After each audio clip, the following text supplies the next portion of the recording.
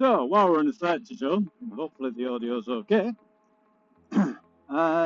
We will just have a quick chat about the Insta360 X4 versus the GoPro Max.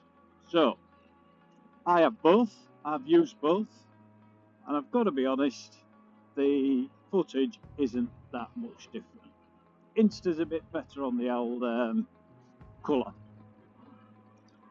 But where GoPro lets itself down, and obviously like GoPro being GoPro, they don't listen to any bastard, is the software. It is so clunky, horrible, yeah, that, you know, and then they were supposed to be updating the Click software on PCs, if it ever happened. Nah, I've got quite a powerful PC, and it doesn't even like processing it on there. So the GoPro software is shite, yeah. Whereas the Insta, it's so intuitive, so easy to use, yeah. And like GoPro, it's got all the templates and everything else you need. But you can sit on your iPad, and while you sit on the iPad, you bring it up, you download it from the cloud or your camera, and then you start editing. And I'm not kidding you, it's as simple, if you want it to be, to press record, well, edit, then record, and then with your finger on the screen, move it to whatever position you want it in. Constantly moving it as well. You don't have to stop, start, and press anything else. You just move it around where you want the camera to point. And I've got to be honest, it's so simple. And all my TikTok videos, what you see, are done in that way. Yeah. There's another setting called Deep Track. So you click on Deep Track, and it just stays on you. Forgets everything else around it, and it just stays on you, even though the recording's still 360. And once you've recorded it, it doesn't over-record it or anything like that. The video's there to use again and again and again, which is really, really good.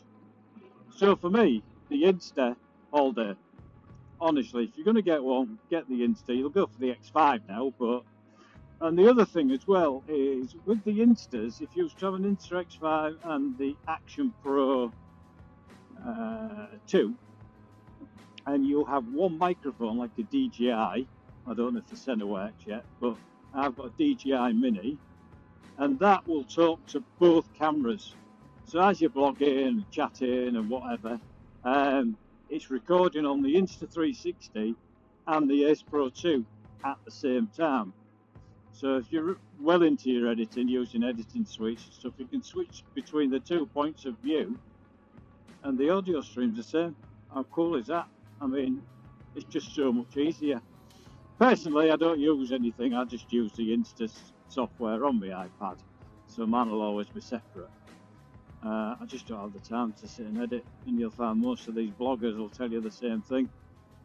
Look at Teapot One. He's had to look at hiring somebody to do his content and all the rest of it. Not do his content, but edit his content.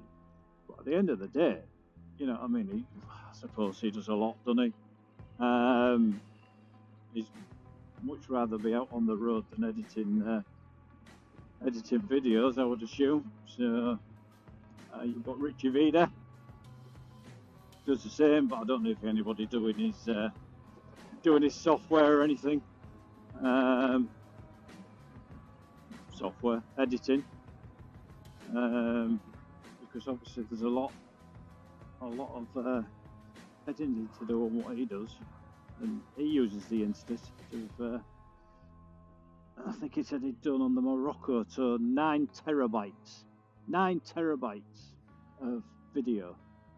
That's a lot of footage at a high quality, and basically neither of the cameras glitched once. So yeah, very, very good. So yeah, if you're going to go for one, I'd go for the X5 at the minute, because that's the newest one. Unless that's not in your budget, go for an X4. Apart from being able to change the lenses, I can't see being that much difference.